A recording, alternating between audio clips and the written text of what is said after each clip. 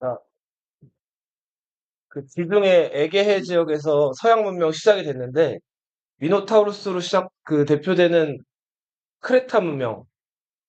자, 미노타우루스가 죽고 나서 크레타 문명은 쇠락하고 자, 그리고 발칸반도에 있었던 미케네 문명 기억나죠?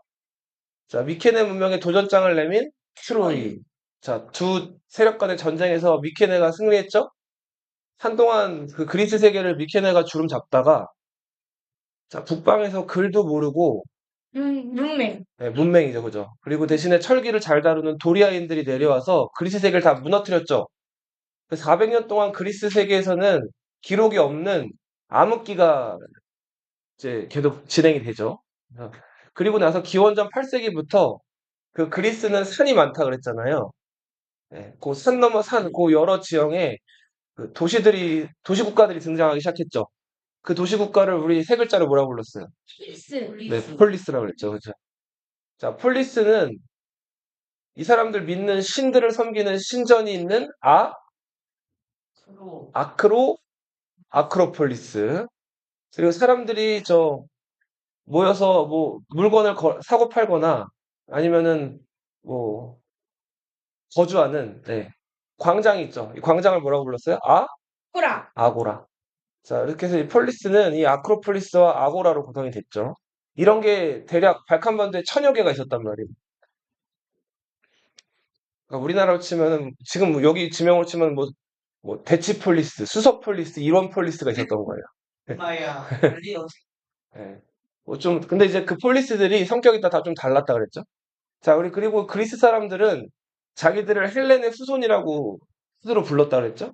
헬레 네스라고 불렀다 그랬죠. 스스로를. 그죠? 그리고 혹은 줄여서 세 글자로는 헬라스라고 부른다 그랬죠. 그죠? 이 사람들이 쓰는 언어 지금은 그리스어라고 하고 헬라어. 그죠? 헬라어라고 했죠. 그리고 중국 사람들은 음차로 이거를 히라버라고 표현한다 그랬죠. 네. 자, 이런 식으로 얘네들은 그리스어, 그러니까 헬라어를 사용했다. 네, 그리고 이 지역은 어, 무슨 일만 생기면은 델포이에 있는 태양신, 아폴론의 신전에 가가지고 신탁을 받아왔다 그랬죠? 그 신탁을 내려주는 사제는 남자예요, 여자예요? 여자죠. 네. 피티아라고 불리는 여자 사제인데 이 여자 사제가 그 델포이 신전 그 주변에서 황산가스 나오는 걸 막고 약간 환각 상태에 빠진 상태에서 뭐 자기도 모르는 사이에 뭔가 얘기를 하면 그거를 아마 신탁으로 사람들이 이제 좀 신성스럽게 여겨가지고 받아 적었고 그거를 이제 그 자기들의 앞날이나 이런 것들을 점쳤다고 하는데 그런 것들이 전해져 내려오고 있죠. 네. 그냥 술 먹고 말하는 거 그대로 이렇게 가져다 쓰. 그렇죠. 황산가스에 이제 환각 상태에 빠진 상태에 있는 거를 아마 그렇게 하지 않았을까라고들 추측을 해요. 네. 그냥 멀쩡한 사람이 막 신의 어떤 그런 것들을 갑자기 얘기하거나 그런 거를 뭐 믿을 수가 없잖아요. 그러니까 뭔가 좀 신성한 상황을 그 가스에 좀 최면이 이제 걸린 그런 네, 여사제가 얘기하는 걸 듣고 아마 얘기했을 것이다라고들 학자들은 추측을 합니다. 그리고 4년마다 올림피아라는 폴리스에서 체육대회를 했죠. 올림피아 제전이라고 불렀고 지금은 뭐라고 불러요? 네. 뭐 원반 던지기, 창 던지기, 달리기, 격투. 네. 격투도 뭐 이제 권투가 있고 그래플링이라고 이제 손발 다 쓰는 게 있죠. 그런 여러 가지 대회가 있었죠. 얘는 격투기 쉽게 서서 주먹만 날리는 거고, 네. 딴 거는 그냥 권투. 건, 권투는 주먹만. 딴 거는 그 몸에 닿아서 그냥 상대가 엎어버리는 그죠? 약간 그라운드라고 하죠. 땅에다 이렇게 엎어가지고. 원반 던지기랑 투창도 지금 올림픽이 있어요. 네. 자, 우리 대표적인 폴리스 두 개가 어디랑 어디? 걔네. 아테네랑 스파르타였죠? 매우 중요해요, 매우. 요거는 꼭 너희 중학교 올라가면 시험에 나와요. 무조건 나와요. 아테네랑 스파르타는. 자, 아테네는, 자, 우리 시민이 절반이 넘죠? 자, 이 절반이 넘는 시민들이 그 나라 정치를 이끌어갔죠. 자, 이들은 그 사람들끼리 모여가지고 재판도 하고 그리고 중요한 일에 대해서 투표도 하잖아요. 자, 이들이 모여서 사는 구역을 데모스라고 불렀는데 여기서 유래한 아테네의 정치를 나타내는 표현이 데모크라시. 우리말로 네 글자로 민주주의죠. 네. 자, 네. 근데 이제 아테네 민주주의라고 하는 거는 기원전 8세기에 당시 어느 지역을 찾아봐도 이런 민주주의가 실행된 적이 없는데 이 아테네는 굉장히 좀 앞서 있었다는 거죠. 다만 한계점이라면은 여자랑 불가. 여자 노비 외국인 맞아요. 여자랑 외국인들이랑 그 노비. 그렇죠. 노예들은 이제 투표가 불가능했죠. 요거 시험에 낼게요. 네. 시험에 그러니까 저기 투표에 참가할 수 없는 사람들 있는 사람들 알아둬야 되겠죠. 남자 언제 저요? 5월 말에요. 5월 31일. 자, 이제 아테네가 있다면 또 스파르타가 있었죠. 이 스파르타는 아테네랑은 좀 완전히 다른 시스템을 가지고 있었죠. 무섭다. 일단은 스파르타 시민은 여기 퍼센테이지 보면은 6.25%밖에 안 되죠. 이 소수의 시민들이 다수의 노예들을 정복해가지고 이끌어가는 폴리스가 스파르타예요. 근데 자, 저기 반자 유인 그 뭐예요?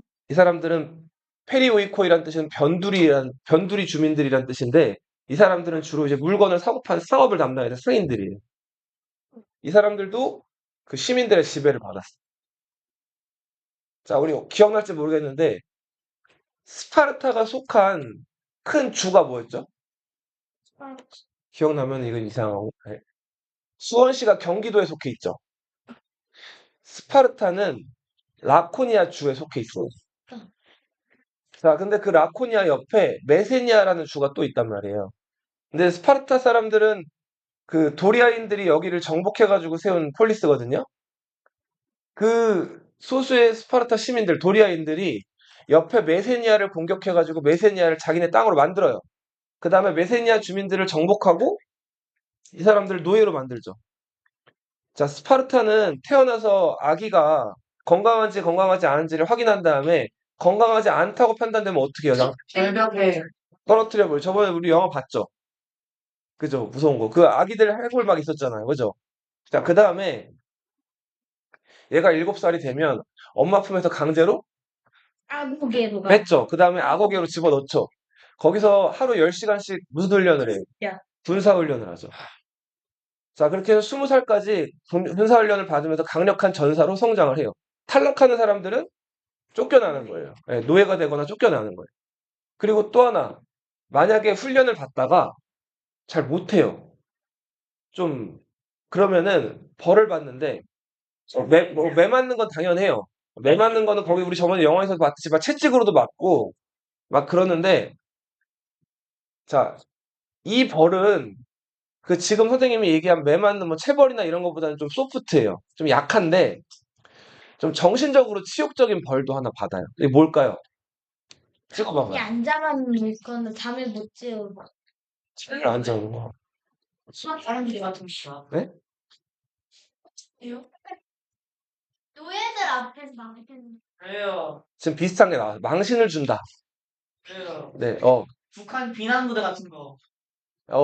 맞아요. 비난, 망신, 뭐 이런 것도 지금 아주 맞는 접근인데, 누가 망신을 주느냐? 노예가 동기? 욕하거나. 너의 동기? 가족? 가족? 오, 근데 되게 좀 뭐랄까, 어른스러운 대답들이 조금씩 나오네요, 이제 슬슬. 네. 안타깝게도 없어요. 자, 대부분 스파르타가 아곡에 들어가서 훈련받는 사람들은 남자죠.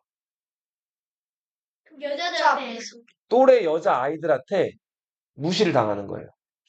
그 여자 아이들이 뭐를 모아놓고 이제 남자아이들한테 망신을 주는 거예요. 그러니까 뭐 너 몸이 왜 이래부터 해가지고 엉망이네. 그것도 못해? 그래서 그 스파르타 여자 아이들을 너희 나이 또래죠. 애들한테 이제 남자 아이들을 망신을 주는 거예요. 자, 그런 벌이 있었다 그래요. 자, 근데 아무튼 이 스파르타는 그렇게 해서 20살까지 아고게를 마친 다음에 그거로 끝이 아니라 60살까지 계속 나라를 지키기 위한 그런 전사 훈련이나 이런 것들을 계속해서 지속적으로 받아요. 이 스파르타 사람들은 생산에 종사해야 안 해요. 오로지 군사훈련만 받아요. 그러면은 스파르타에서 식량이나 이런 건 누가 생산하죠? 노예들이 생산하는 거죠. 노예 걸 강탈하면서 군사훈련도 되면서. 맞아요. 스파르타는 그 군사들의 감각을 키우기 위해서 그 메세니아 지역 정복했다 그랬죠? 그 지역 노예들을 공격해가지고 그 지역 노예 걸 뺏어 먹으라 그랬어요. 그러면 이제 메세니아 노예들은 저항했겠죠? 그냥 죽여요. 그죠? 그냥 훈련은 사실은 말 그대로 훈련일 뿐이에요. 실전 경험이 안 생기잖아요. 근데 노예들은 저항하는 상황이니까 더 실전 경험이 쌓이겠죠. 그죠? 자, 이런 그냥 훈련은 태권도를 한다 치면 그냥 네. 샌드백만 차는 거지. 약간 진짜 사람. 그죠. 사람을 차는 게 아니니까. 맞아요. 무서운데? 같은 폴리스지만 이렇게 다른 성격의 폴리스.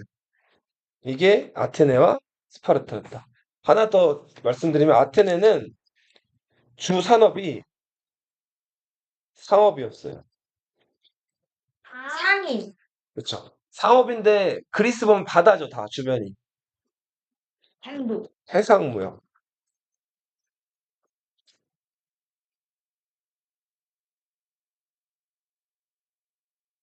스파르타는 농업을 주 산업으로 삼았어.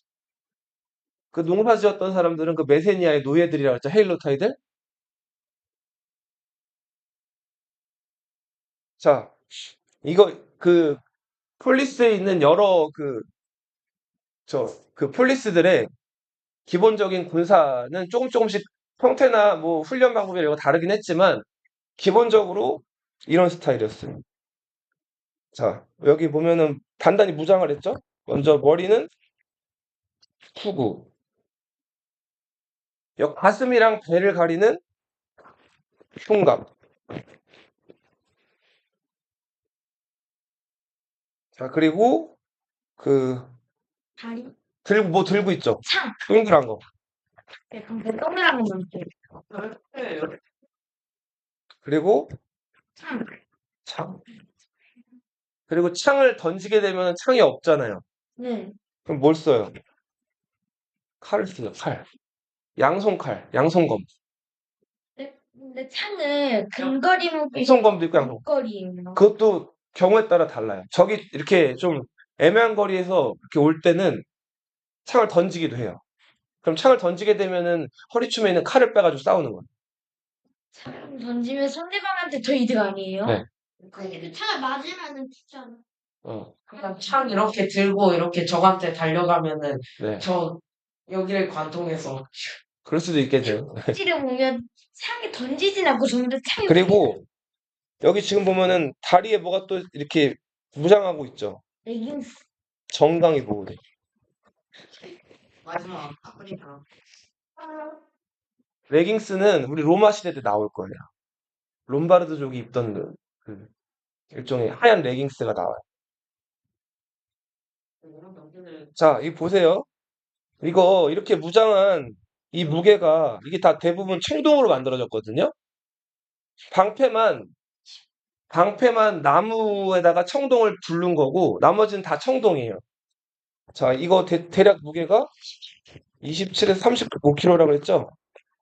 이 엄청 무겁단 말이에요.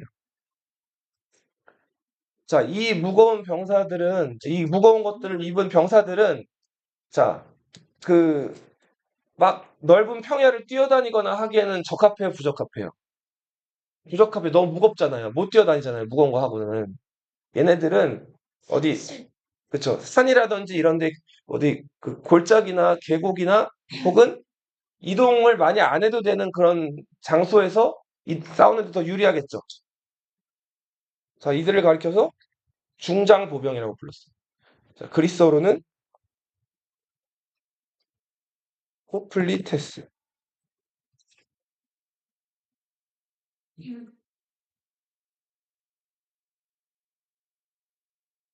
얘네가 한 명 한 명 다 이렇게 떨어져 있거나 따로따로 있으면은 공격받았을 때 뭔가 방어하기나 이런 것들이 그렇게 유리하지 않았겠죠.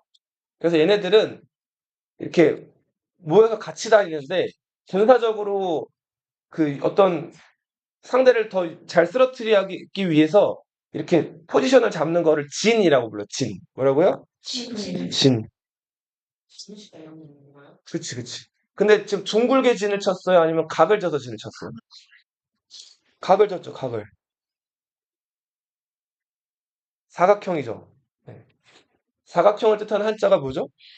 그, 방이에요, 방. 맞다. 네. 둥근 건 원이잖아요. 네, 사각형은 뭐라고요? 방, 방. 방지. 네. 얘네들이 흩어져 있어요? 아니면 이렇게 요물조물하게 몰려 있어요? 밀집 방진이라고. 이거를 그리스어로는 팔랑크스라고 불러요. 그리스의 기본 전술이에요. 이게 기본이에요? 자, 요런 진을 짜고 저기 가까이 와. 그럼 아까 뭐 던진다 그랬어요? 창을 던져요. 자, 혹은 창을 던지지 않고 저기 가까이 왔을 때 찌르기도 해요. 그리고 저기 막 그냥 무지성 돌격해 와요. 막 돌격해 온단 말이에요. 그럼 어떻게 할까요? 어, 그냥 이렇게 방패로 막으면서 상을 이렇게 딱 쏘죠. 그렇죠. 페로트를. 방패로 요 앞에 일진이 버티다가 하나, 둘, 셋 하면 어떻게 할까요? 확 밀어내요. 그럼 저기 하고 밀려나겠죠. 그때 뒤에 있던 이진이 긴 창, 이 창이 1.5에서 2m 사이거든요. 돌이라는 창인데 이 창으로 쑥 찌르는 거예요. 뭐예요? 우리가 밀면 바로 뒤에 딱 쳐가지고 죽는 거. 그러니까 이 앞에 있는 사람들은 가장 근력이나 이런 게 좀 튼튼한 사람들. 네. 뒤에 상으로 앞에 있는 사람을 찌르는. 그 비켜주죠. 그 훈련이 된 거죠. 요 사이로 들어갔던 거죠. 저하고 나 숙기. 그죠. 자, 그래서 이렇게 적을 막아내는데 여기 지금 방패를 어느 손에 들고 있죠? 왼손에 들고 있죠. 그래서 여기 앞이랑 여기 요 왼쪽은 방어하기가 좀 유리한데 오른쪽은 그렇지 않은 경우들이 많았단 말이에요. 그래서 이 오른쪽 취약한 부분을 막으려고 오른쪽은 일부러 벽에 붙는 거예요. 이렇게. 계곡이 있으면은 이런데 오른쪽에는 딱 붙어서 이쪽 만약에 열린 공간이 있다면은 왼쪽으로 주로 열린 공간을 만들게끔 이렇게 만드는. 이 방진의 최대 약점은 방금 말씀드린 오른쪽과 어디? 뒤. 뒤가 약해요. 그죠? 뒤를 잡히면 이 밀집 방지는 효과를 잘 못 내요. 그래서 요 밀집 방지의 장점을 이용해서 페르시아의 10만 군대를 300명이 효과적으로 막은 전투가 있어요. 스파르타에. 테르모필라의 전투인데 선생님, 문제는 뒤를 뺏기면서 결국 300명이 전멸해요. 네. 선생님, 근데 어. 저 사람은 바보인 것 같아요. 왜? 왼쪽에 잡으면은 저기 오른쪽도 잡고 왼쪽도 잡고 그러면 되잖아요. 저기 맨 뒤에 있는 사람들은 자기 맞기 불리하니까 일부러 방금 오른쪽으로 내고. 근데 이제 무기를 쓰려면 자기 주손으로 써야 되잖아요. 보통 오른손잡이들이 많잖아요. 제가 왼손잡이거든요. 아, 그래요? 왼손잡이 저기 맨 뒤에다 보내면 되죠. 그렇죠. 왼손잡이들을 이쪽에 사이드에 배치하는 것도 좋은 방법이겠네요. 어쨌든 잘하네. 자, 이제 밀집 방진 얘기를 했고 그리스 얘기, 아테네 얘기를 좀 더 해볼게요. 아테네는 원래는 왕이 있었다 그랬죠. 테세우스 이런 사람 기억나죠? 자, 근데 아테네에서도 어느 순간 그 귀족들이 왕을 쫓아내고 귀족들끼리만 나라를 이끌어 가요. 자, 근데 귀족들의 네, 권력자를 아르콘, 집정관이라고 한다 그랬죠? 그러다가 어느 순간부터 귀족의 지배를 받던 시민, 평민들이 우리들도 정치에 참여시켜 주세요 하고 요구를 하기 시작을 해요. 근데 요구를 했다는 거는 뭔가 자기들도 의무를 다했기 때문에 요구를 하기 시작했겠죠. 자, 시민, 평민들이 다한 의무 두 가지. 아테네 시민들이 다했던 의무. 뭘 했기 때문에 정치적 요구를 하기 시작했을까요? 전투? 맞아요. 일단 아테네가 주변 폴리스들 그리고 외부의 적들이 쳐들어왔을 때 이런저런 전투를 치르는데 그때 목숨 걸고 나가서 싸운 게 귀족일까요? 평민일까요? 그럼. 자, 평민들이 목숨 걸고 죽어나가면서 싸우는데 정치적인 권리는 귀족들만 누리는 거예요. 자, 이거 불합리하고 견딜 수 없는 일이겠죠? 그래서 시민들이 우리도 정치에 참여시켜 주세요 하고 귀족들에게 요구를 하기 시작해. 또 하나, 아테네는 바다 밖으로 무역을 하러 나간다 그랬죠. 요 당시 때는 엔진이 없으니까 배가 어떻게 나가요? 노를 저어야 되죠. 노를 젓는 사람들은 또 누구예요? 평민들이죠. 자, 평민들이 노꾼으로서 그 아테네에 많은 돈을 벌어다 주는 그 역할을 하는데 막상 권리는 돌아온 게 없었단 말이에요. 그래서 이 전투에 참여한 병사들과 노꾼들을 중심으로 해가지고 계속 우리도 정치에 참여시켜달라는 요구가 빗발치게 돼요. 이때 귀족의 한 명이었던 솔론이 자, 시민들의 의견을 받아들여서 일부 시민들을 정치에 참여를 시켜요. 자, 근데 다 참여시킬 수는 없다고 봤어요. 그래서 누구만 참여시키고 누구나 참여 안 시키거든요. 남자만 누구를 참여시켰을까요? 남자. 망할 때까지 남자만이에요, 정치는. 그럼 남자 말고 또 다른 조건. 누굴 참여시켰을까? 어떤 시민을? 외국인. 그 군대 전투에 나갔던. 전투에 나갔던? 네. 자, 돈 있는 시민들을 What? 정치에 참여시키는 거예요. 돈이 없으면 정치할 수 없어요. 근데 돈은 없는데 남자. 이거를 금권정이라고 그래요. 플루토크라시라고 해가지고 플루토가 부재물을 뜻하거든요. 자, 돈이 있는 사람들 한해서 투표권을 주는 거예요. 자, 근데 이거 귀족들이 좋아했을까요? 갑자기 평민 나부랭이들이 우리 귀족들이랑 정치를 같이 한대요. 싫겠죠? 그리고 돈 없는 사람들이 이거 좋아했을까요? 돈 없는 것도 서러운데 정치할 권리를 안 주는 거예요. 자, 그래서 귀족들과 돈 없는 무산 시민들이 양쪽에서 이걸 다 비판하고 반대해요. 자, 그래서 결국은 솔론이 죽으면서 이 금권정은 결국 효과를 잘 보지를 못해요. 그리고 다시 어떻게 돼요? 자, 이렇게 어수선할 때 이게 맞아 저게 맞아 서로 막 양측에서 주장하고 막 어수선한 상황에서 자, 시민 출신이면서 굉장히 남들 앞에서 연설을 잘하고 뛰어난 정치 감각이 있었던 인물이 하나 등장하는데 그 사람이 이 사람이에요. 페이시스 트라토스. 자, 이 사람은 그 여러 사람들 앞에 나가가지고 굉장히 연설을 잘했다 그랬죠? 그래서 사람들을 아주 휙휙 홀리는 얘기들을 잘하는데 그래서 이 사람이 그 혼란한 틈에 그리스에서 이전 정치가들이 누리지 못했던 막강한 권력을 혼자 누리게 돼요. 이 사람 말이 곧 법처럼 되는 상황이 전개된단 말이에요. 자, 이런 페이시스트라토스 같은 혼자 권력을 행사하는 사람들을 그리스에서는 참주라고 불렀어요.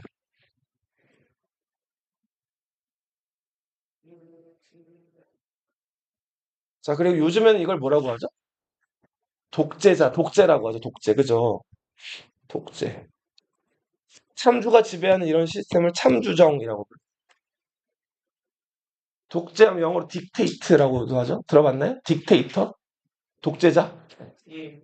티라니 하면은 전제정치 이런 뜻이잖아요. 그래서 자, 한동안 참주정이 시작되는데 근데 이 페이시스트라 독재하면 이미지가 좋아요, 나빠요? 좀 나쁘죠. 혼자 자기 마음대로 한다는 그런 이미지가 있잖아요. 우리 한국도 독재를 경험했죠. 조금만. 그죠?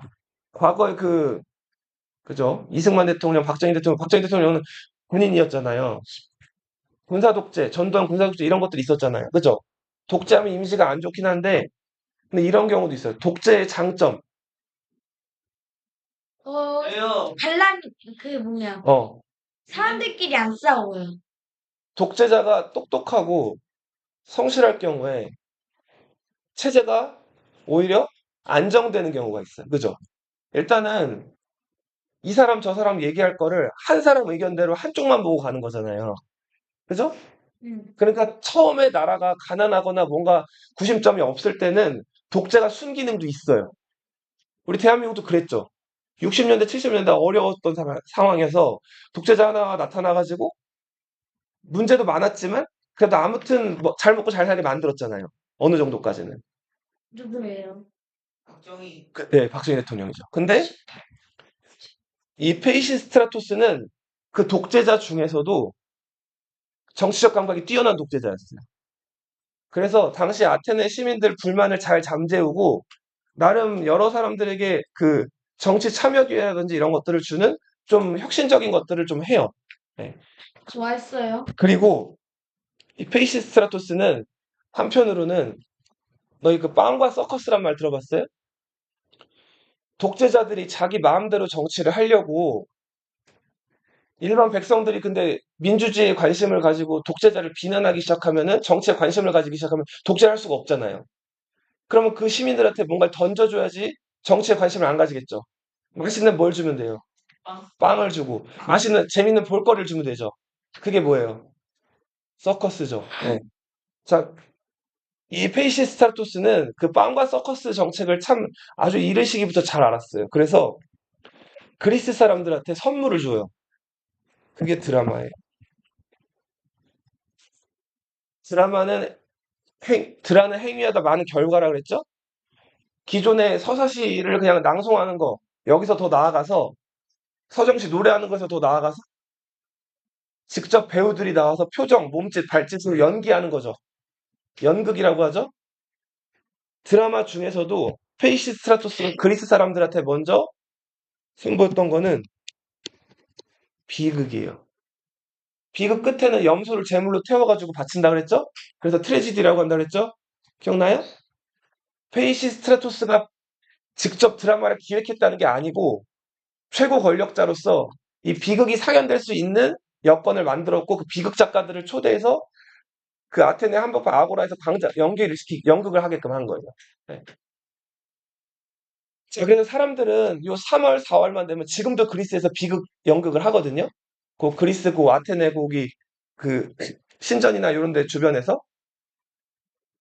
자, 아무튼 이런 것들로 그리스 사람들 만족을 주면서 안정을 가져왔다. 하지만 페이시스트라토스가 죽고 그 아들이었던 히피아스가 뒤를 이어요.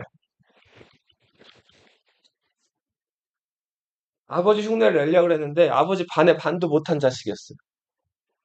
그래서 이 히피아스가 여러 가지로 욕을 먹다가 합법적인 방법으로 아테네에서 아테네 밖으로 쫓겨나요. 자, 그 합법적인 방법을 만들어낸 사람이 이 사람이에요. 누구?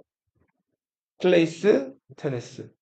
자, 이 클레이스 테네스는 자, 앞으로 저런 독재자가 나오지 않아야 된다고 생각을 했어요. 아테네에서는. 그래서 그 독재자가 될 가능성이 있는 사람이 있으면 도자기 파편에다가 그 사람 이름을 써가지고 적어서 내는 거예요. 그래서 과반수 이상이 찬성을 하면 이 사람을 아테네 밖으로 쫓아내요. 자, 이게 그 유명한 도편 추방지.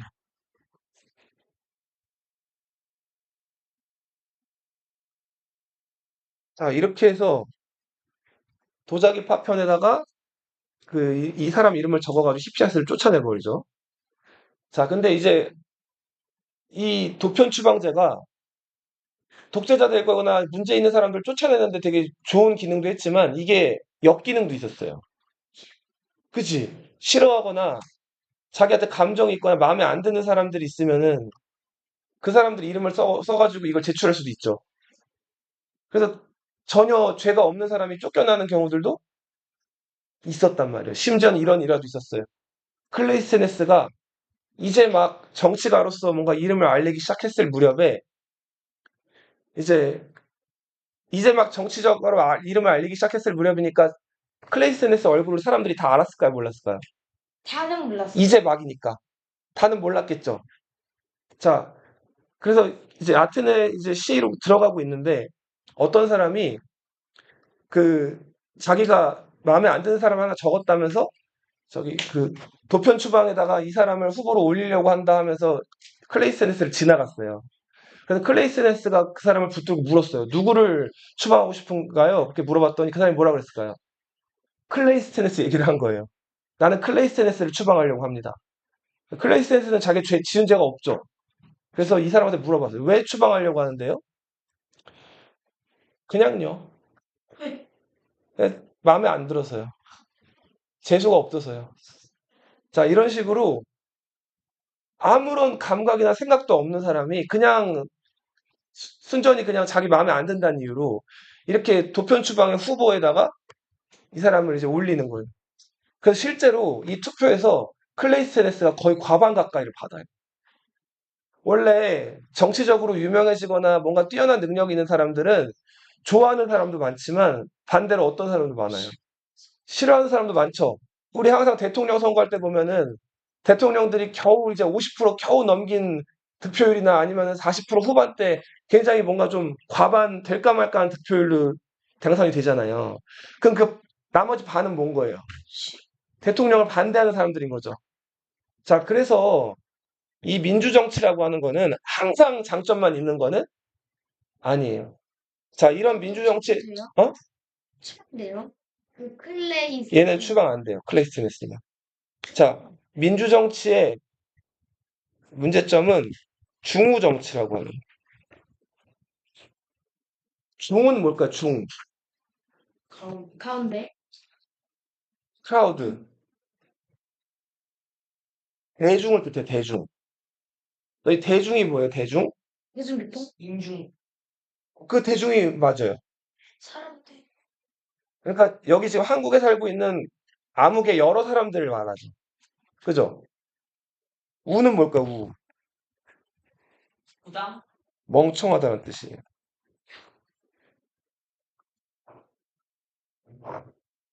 자, 너희 부모님 얘기를 하는 건 아니지만, 자, 이제 뭐 또 지방선거 6월 3일인가 있죠? 선거철만 되면 이제 막 유세를 하죠, 후보들이. 그리고 너희 부모님들이나 선생님 나이 또래 이제 아니면 20대 막 같은 사람들도 다 투표를 하죠. 근데 투표를 할 때 보통은 막 그 후보에 대해서 면밀하게 생각하거나 검토하거나 정책을 보고 아주 그 뜨거운 마음을 가지고 어떤 사람이 한 표를 행사하나요? 할까요? 찍어요. 대부분 우리나라 어때요? 1번 아니면 2번이죠? 그죠? 민주당 아니면 국민의힘이잖아요. 그죠? 그것도 무슨 근거가 있어요? 그냥 엄마 아빠가 민주당이면 민주당 찍는 거고 아니면 뭐 할머니 할아버지가 국민의힘이면 국민의힘 찍는 거예요. 그냥 그리고 TV에서 뭐 저 사람이 좋은 일 했대. 그러면 오 괜찮다. 뭐 좋은 일이 어떤 건지 잘 알아보지도 못하고 갑자기 인터넷이든 TV든 뭔가 여론을 몰아가면 뭐 그런가 보다 하고 다 찍는 거죠. 우우하잖아요. 그리고 쟤 별로래. 뭐 예를 들면 학교도 왕따 같은 것도 있죠. 쟤 못생겼대. 쟤 냄새 난대. 자, 그렇게 누가 하나 몰아가기 시작하면 다 어떻게 해요? 와, 몰아가죠. 그죠? 여론 조작으로 이렇게 다 몰아가잖아요. 이런 게 민주주의의 위험성이에요. 자, 이런 걸 나타내는 표현을 무슨 정치? 중우 정치라고 해요. 이거 이제 영어로는 이렇게도 하죠. 포퓰리즘.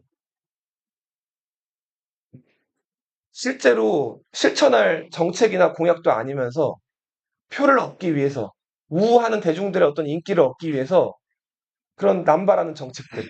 예를 들면은 짱이 되게 진짜 돌리면 그거는 뭐 지킨 거잖아요, 공약을. 예를 들면 여기 뭐 구청장이 맞아요. 뭐 그런 정책들 좋은 맞아요, 맞아요. 그런 얘기들 하는 후보들이 있었죠, 실제로. 그거 지킬 수 있는 공약이에요? 아니요.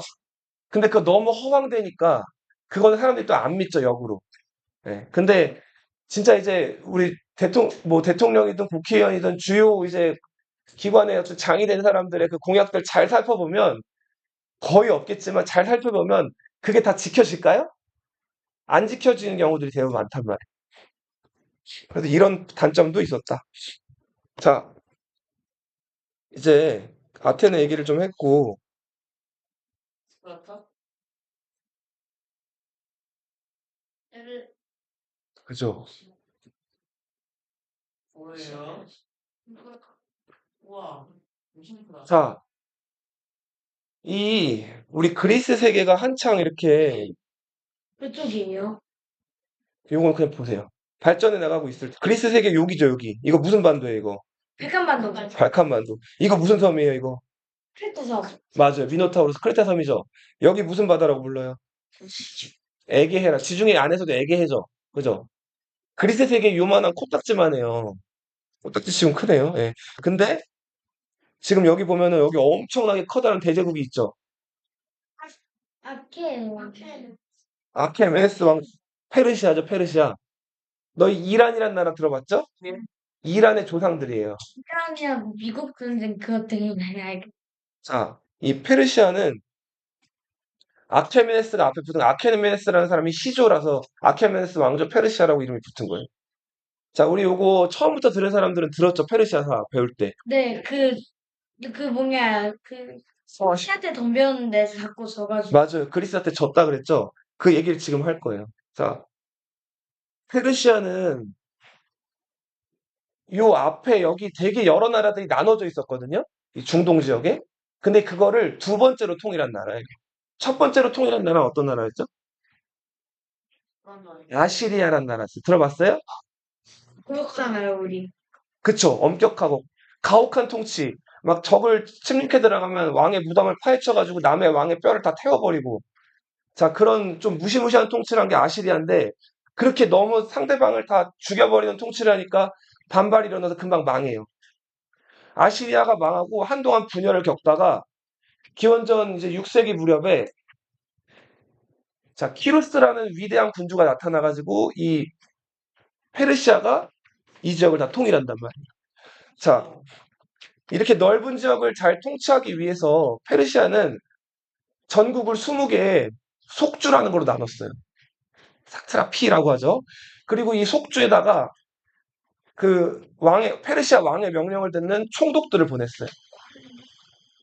네.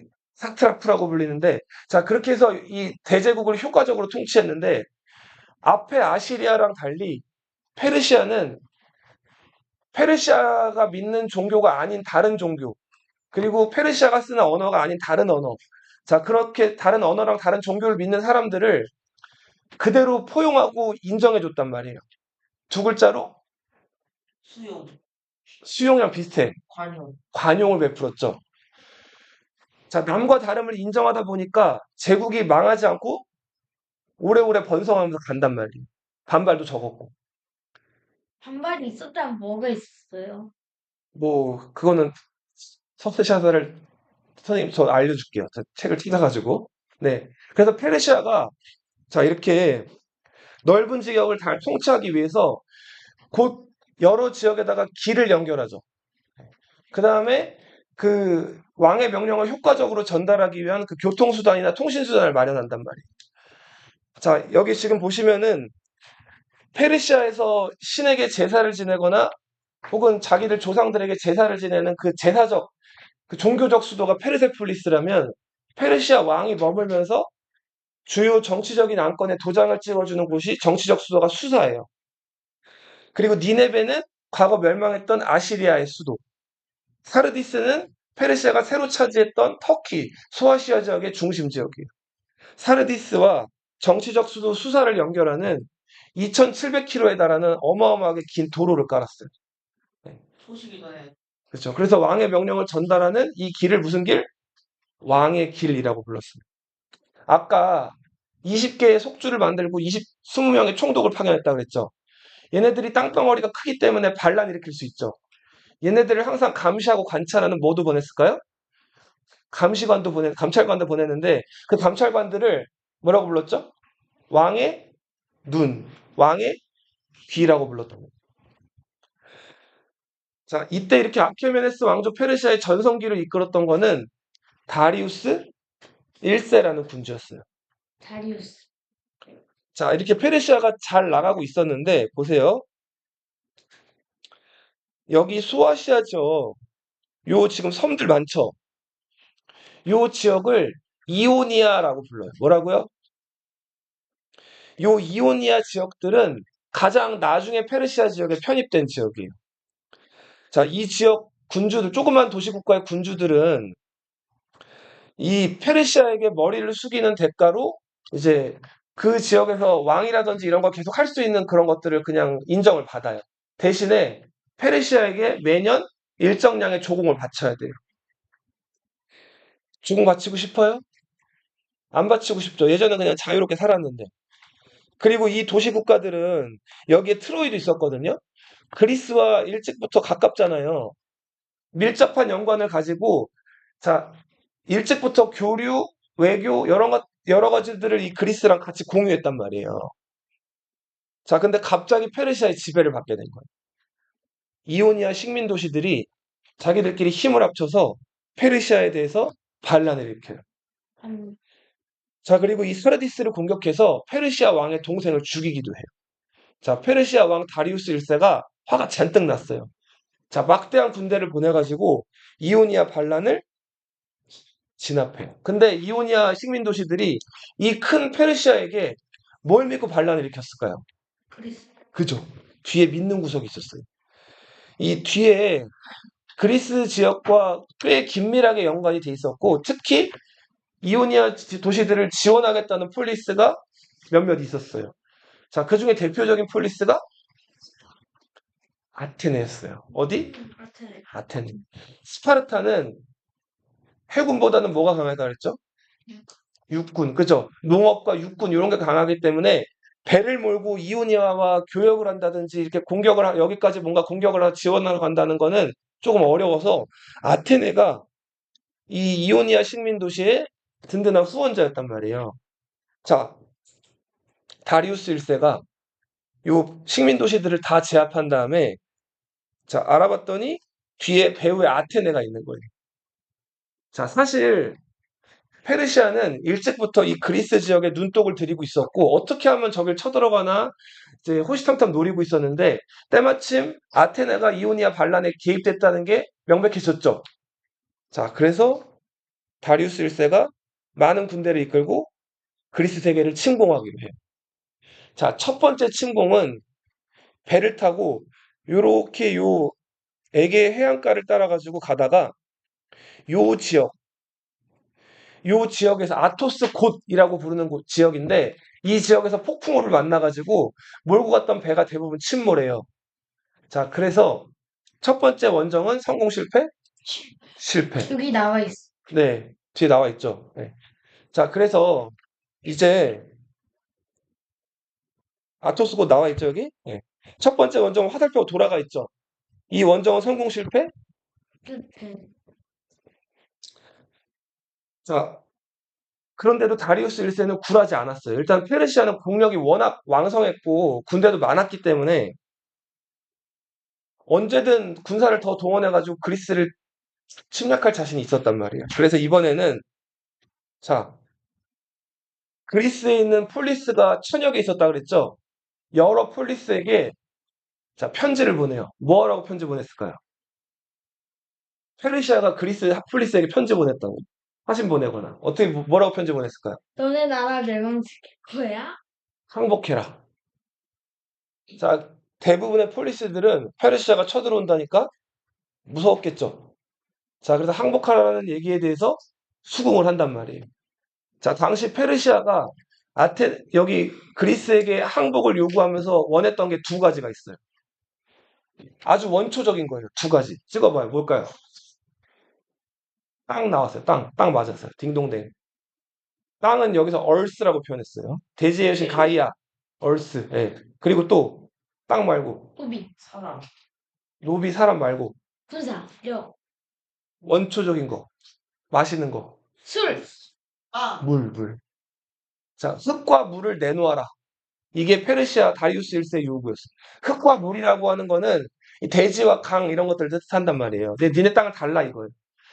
자, 대부분의 폴리스들이 여기에 대해서 다 수긍을 하고 조공을 바치기로 했어요. 그런데 유일하게 거절한 폴리스 두 개, 어디랑 어디?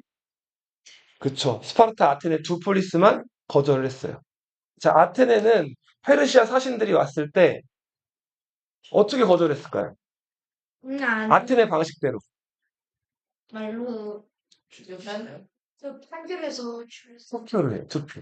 출처했어. 자, 투표를 한 다음에 자, 페르시아와 끝까지 싸우고 항복하지 말자는 쪽이 더 우세하니까 자, 페르시아 사신들을 불러다가 그죠? 어떻게 죽였을까요? 고개 베어. 코를 베어. 아까 흙이랑 물을 달라 그랬죠? 자, 구덩이를 판 다음에 매장. 빼자. 생매장을 시켜요. 흙 거기 많이 있으니까 그거 쳐먹어라. 자, 이렇게 다 매장한 거예요. 자, 스파르타에 간 사신들. 죽었어요. 당시 스파르타의 그 전설 속의 왕 레오니다스 왕이 다스리고 있던 스파르타인데 이 스파르타는 사신들이 왔을 때 이제 스파르타 왕이랑 귀족들이 사신을 맞이하고 자, 우리는 항복할 수 없다. 그러므로 너희도 죽은 목숨이다. 해서 페르시아 사신들을 커다란 우물 있죠. 네, 우물 근처로 끌고 간 다음에 우물로 다 밀어놔 버린단 말이에요. 있었어요? 그죠? 네. 그죠? 물에 빠뜨려가지고 다 죽인단 말이에요.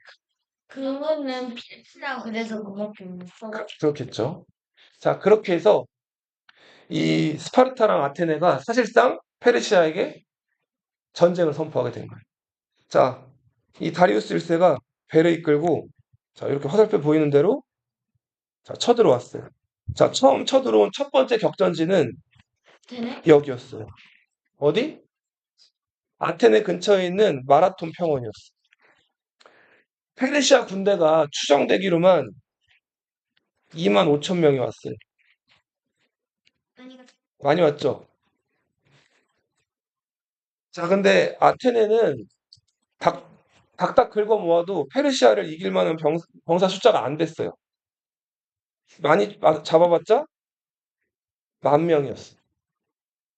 아테네 1.5. 2.5배죠.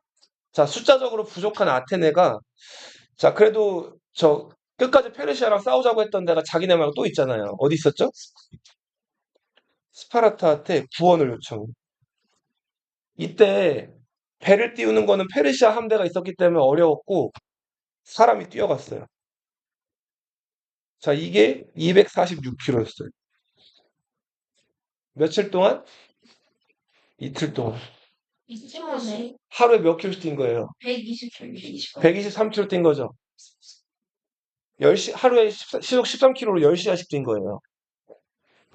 자, 그 사람 이름은 페이디피데스라는 사람. 다른 항상 자, 그리고 스파르타한테 군대를 빌려달라고 했는데 스파르타의 대답은 노. 네. 자, 스파르타는 항상 그 아테네 라이벌로 나오는 폴리스거든요. 그래서 아테네가 뭔가 공경에 처하거나 어려운 상황이었는데 스파르타는 같이 싸우기로 해놓고서 내심 이 상황을 그쵸 지켜보고 있었어요. 근데 지그시 미소를 지으면서 이런저런 핑계를 대가지고 우리는 전쟁에 나갈 수가 없다. 자, 그렇게 해서 결국은 페이디피데스는 이 길을 그대로 이틀 만에 또 돌아가요. 네. 자, 그래서 아테네는 결국은 스파르타 지원 없이 페르시아의 대군이랑 전투를 붙게 되는데 그게 그 유명한 마라톤 전투. 마라톤은 지명이라고 그랬어요. 마라톤 평원이 있어요.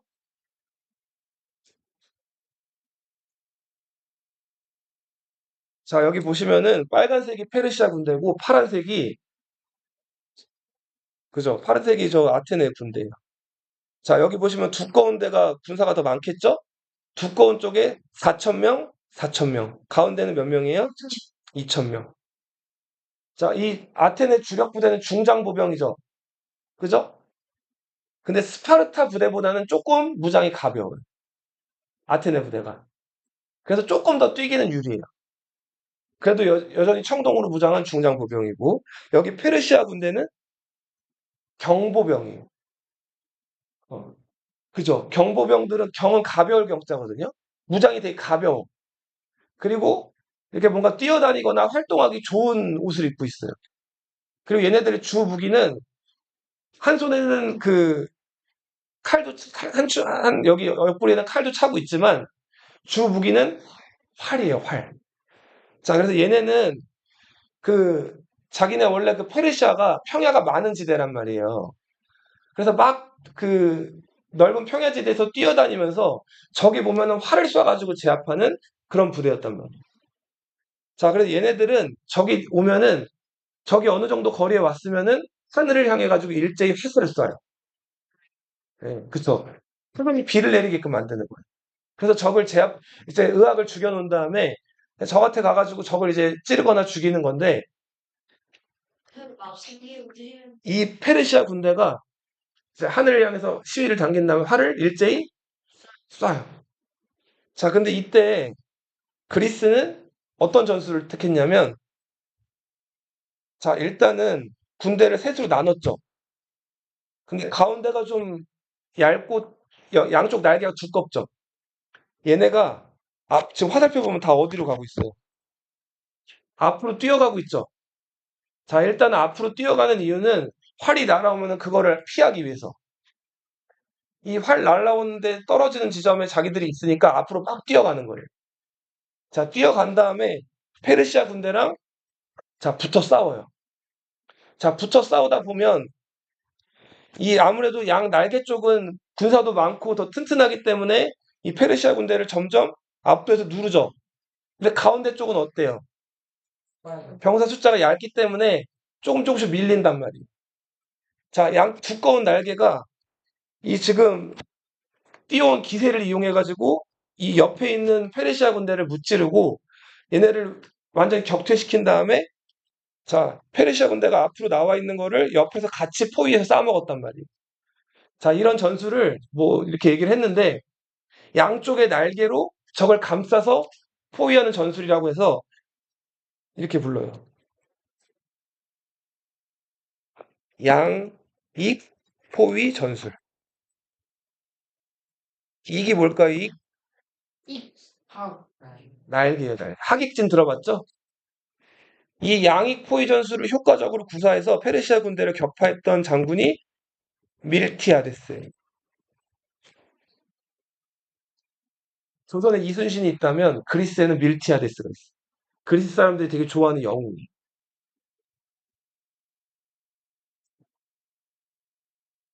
자, 오늘은 여기까지 할게요. 그리고 이후에 이제 페르시아가 3차, 4차 침공을 하는데 그때마다 또 스파르타나 아테네가 중심이 돼서 이걸 막아내.